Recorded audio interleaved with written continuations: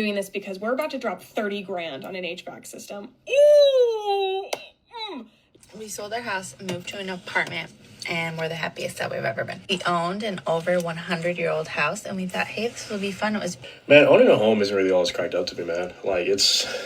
My biggest financial regret that I've ever had in life was purchasing a home back in 2021 for these 3 reasons. All right, so we're starting to see homeowners really regretting their purchases. They got stuck in the deal. They've had to spend a lot of money up front that they didn't think was going to happen. AC, hot water heater, roof, and they're talking about it on the internet. Let's talk about it. And as an expert in real estate, somebody that does a lot of deals, somebody has been through a lot of these situations with people, we're going to talk about it. Maybe we all learn something. We're going to have a little argument in the comment section like always. So let's get right to it. I'm going to start a new series called Idiot's Guide to Homeownership because we've now, I'm 28 years old, so we got into this home pretty young. We've learned a lot. We've gotten taken advantage of. We have had so many things. Like, I think when you go to buy a home, people tell you to be prepared to pay. If you are renting right now and you have guilt about not buying a home, I don't want you to feel that guilt at all, especially in this economy. Buying a home is awesome. Owning something is awesome. It is not everything. And I don't even think it's it's not all the time in this day and age the most economically safe option. I'm doing this because we're about to drop 30 grand on an HVAC system. Ooh. You're like, what? Yeah, no, we have 2 units. That is about what that costs specifically with the things that's wrong with ours. We got a quote this morning. We're getting another one. I don't even want to get another one because I really like who we talk to, but being a diligent homeowner, you need to get more than one quote. So I want to make a series, especially for those. I especially want to make it for the girls, guys as well, obviously any homeowners, but I have definitely noticed. Nobody ever tells you about the stuff that comes with it. Like, fully transparent about the nitty-gritty details about homeownership. I'm gonna give you a few examples. Like nobody told me I had to buy blinds for all my windows in my house. Like, what do you mean my HOA don't cover my grass being cut? Like, if my dishwasher break down, I just can't call maintenance. And don't let it be after that warranty up. You come out of pocket. Refrigerator, water filter need to be changed. You better go on Amazon and buy your refrigerator water filter before that pressure go out. AC unit get messed up. You mean to tell me I cannot call the maintenance people to come fix my AC for me? Like, those are just little small things that we took for granted as apartment renters. Home ownership is not cheap. It's so crazy, bro. It's so OD. Not buying a house anytime soon, or at least in the next couple or a few years. And it's not because I can't afford one, because I could easily afford one, especially if I moved out the city and lived in a suburb. But the main reason isn't because of the money or because it's not a good investment. It can be. I don't think they are a great investment for me, but they can be. But it's because it doesn't fit my lifestyle. A lot of people go into buying a house or get pressured to buy a house by people that they know and end up realizing that doesn't fit their lifestyle. I'm a person who wants to live abroad for a year or 2. I'm a person who loves to travel. I'm a person who doesn't want to deal with tenants if I have one, or deal with repairs, because I work already in the utility space from construction, and I don't like dealing with large construction projects on my house, especially if I had to do upgrades. So if you're going to buy a house, understand your lifestyle. If you want to stay in the area for a long time, go. As somebody that just crawled out of the attic on mine going off the other day, I can tell you, ACs are expensive and they will come up out of nowhere. Mine's not even that old, and it wound up being a drain line, which I was able to fix pretty quickly. But I'm just wondering, like, what kind of home did she buy at a young age? Because that will come back to get you. And I see this a lot. First-time home buyers, they always want more than they can afford. Their parents are involved. We start getting into feelings and emotions, and you got dad walking around looking at everything, you know, kicking the curb on a lot of things. But if I could say anything about buying a house as a young person, don't buy too much of a house. Buy a normal little starter house, something you can learn to work on, something that y'all can paint some walls on and build some equity. Not every real estate purchase is a great idea. And these people are starting to learn that when you buy at the top of the market, you overbuy, and you don't learn how to work on anything, it's going to be a rough time. And sometimes to get out of it, and you have no money, no cash left over, and you got negative equity, well, you're stuck. And you're staring at some scary times. Any homeowner. My biggest financial regret that I've ever had in life was purchasing a home back in 2021 for these 3 reasons. Number one, I had to put a 30% down payment on my home. My down payment was roughly around $330,000. I bought my 2-bedroom, 3-bath townhome for $910,000. And the reason why we had to put so much down at the time was just because of my income. I was only making around, I think, $100,000 to $110,000. That was the only way we could get the math work. Now, my monthly mortgage payment, if you factor in interest, taxes, HOA, etc., it's roughly around $4,200. If I was renting right now, I could probably rent a really nice 2-bedroom condo or apartment for $3,500. So that would save me $700 a month. However, had I just not bought a home, I could have taken that $300 and $10,000, $20,000 that I used as a down payment and just invested in the stock market. We all know the stock market bottomed in 2022, and you see where it is today, right? I could easily have an extra, at the very minimum, a couple $100,000 in my stock portfolio. Number two, in the market that I live in, renting is actually cheaper than buying a home. Again, as I previously stated, I probably am paying an extra, $700 to $1,000 more per month by owning a home rather than renting one. And then number three, owning a home is just really, really overrated. There's maintenance that you have to worry about. I've already had to replace an AC, and my home is like 3 to 4 years old. So it's actually really, really new. I'm sure at some point I'm going to have to replace a dishwasher, a washer and dryer. Owning a home is not cheap. There are a lot of expenses that come with maintaining a home, and you have to do it yourself. If I lived in an apartment complex, I could call the landlord and then they would send somebody to help me fix the problem. Honestly, if I could do it again, I would just rent a nicer apartment or a condo, whatever, in a nicer community, and then just invested my money instead in the stock market. But again, everybody's different. Everybody has different ways to invest and build wealth. Real estate is not one avenue of building wealth that I really like. All right, guys. Hope you guys like this video. Make sure you guys... So I heard it say one time that why not just buy VTI and rent and keep it simple.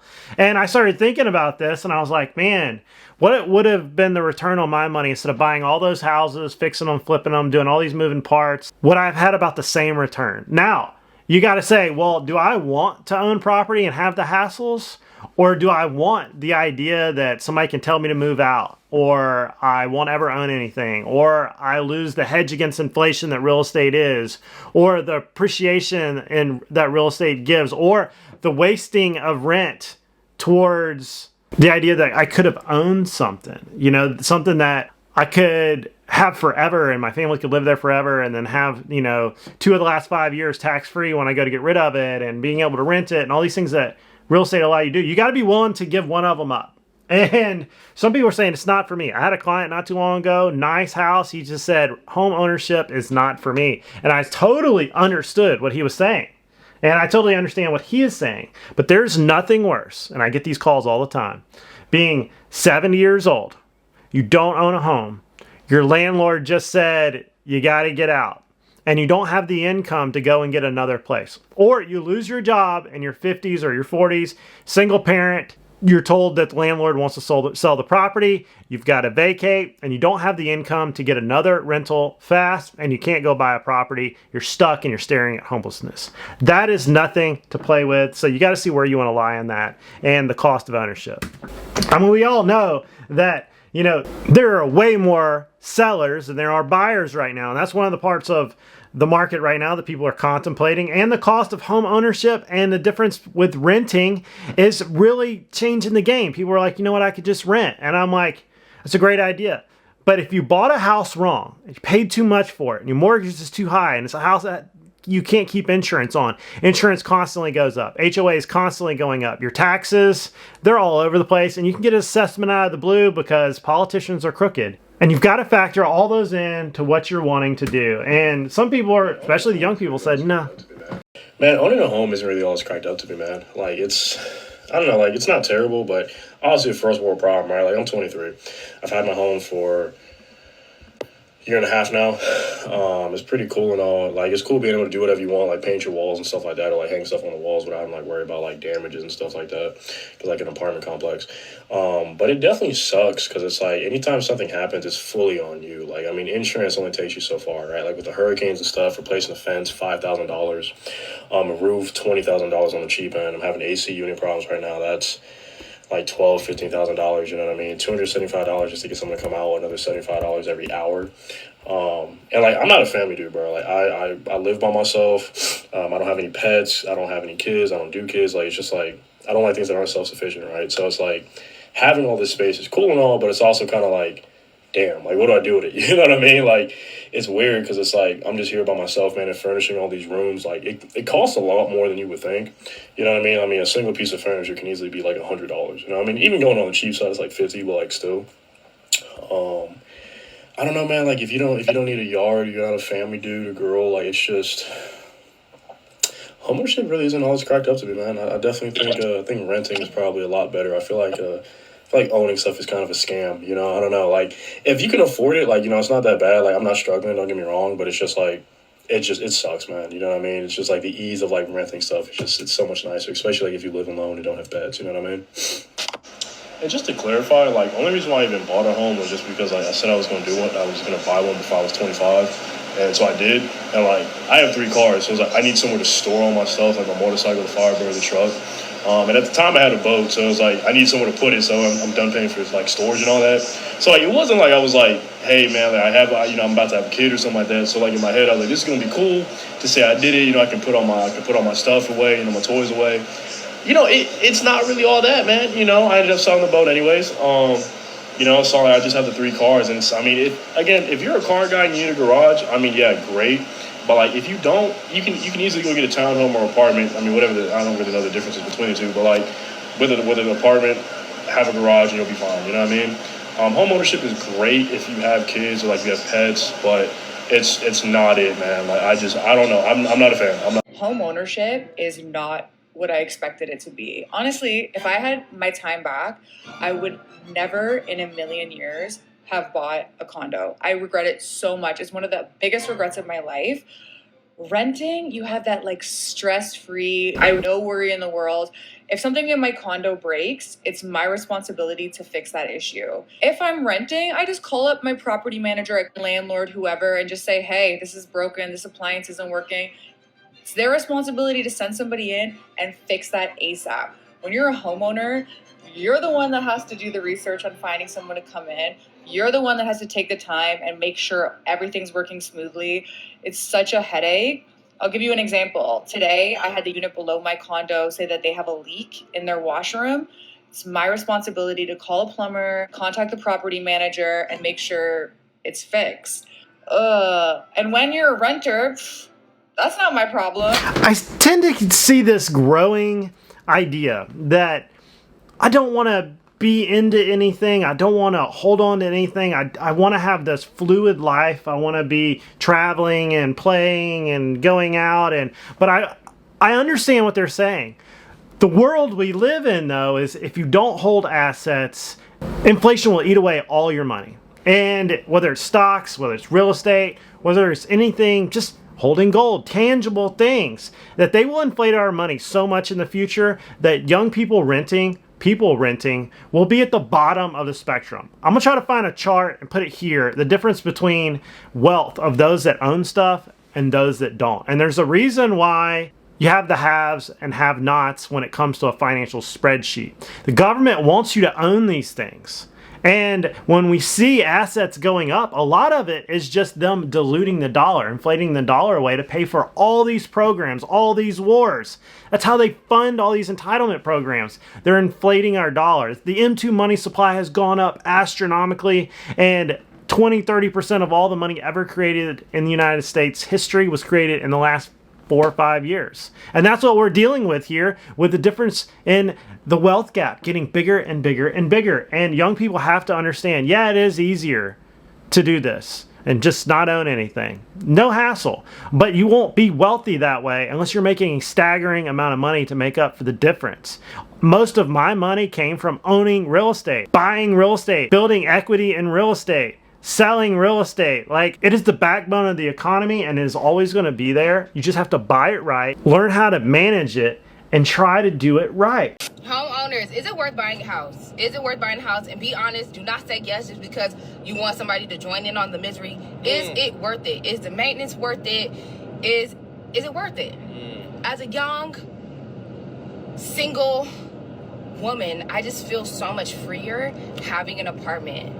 Not having to worry about anything breaking and having to worry about fixing it. I don't have to worry about a yard. I feel free. If I want to pick up tomorrow and move across the country, I can do that. It's just something that is just giving a little bit freedom. I'll tell you right now, condo is never a great idea unless you steal it, because HOAs will eat away a lot of your appreciation. And HOAs and the insurance and all the problems they've got going on with all these condos, we're seeing it here in the state of Florida, and it's just going to go to the rest of the United States. All these structural problems, all these random studies, all these HOA assessments. The state of Florida right now wouldn't touch a condo with a 10-foot pole. You know, a lot of people say, you know, there's a lot less hassle in a condo, there's a lot less hassle in renting, but you gotta own something. You know, you don't have to own a big house. You don't have to buy a big house. Own something that you can lay your head in, protect your family in, and will kind of hedge you from inflation. I'm telling you, you've got to do this. We sold our house, moved to an apartment, and we're the happiest that we've ever been. We owned an over 100-year-old house, and we thought, hey, this will be fun. It was beautiful, all the wood in the house, everything. But it ended up being quite a chore. Like, something was always breaking. And in the 6 years we lived there, we had to fix like every single infrastructure utilities thing possible, and the market's really bad right now to buy, so we decided, F it, we're selling it, we're moving to an apartment. Okay, it's a newer apartment. It's like 1,000 square feet compared to like the 2,300 square feet that we had before. It's only a 1-car garage, which before we only had 1 car, but now we need 2, so we bought another one. My husband doesn't get to park in it, of course, and we're just way more happy. Okay, everyone tells you, oh my god, you're wasting money if you rent, you have to own your house. Like, you know what, that we weren't happy.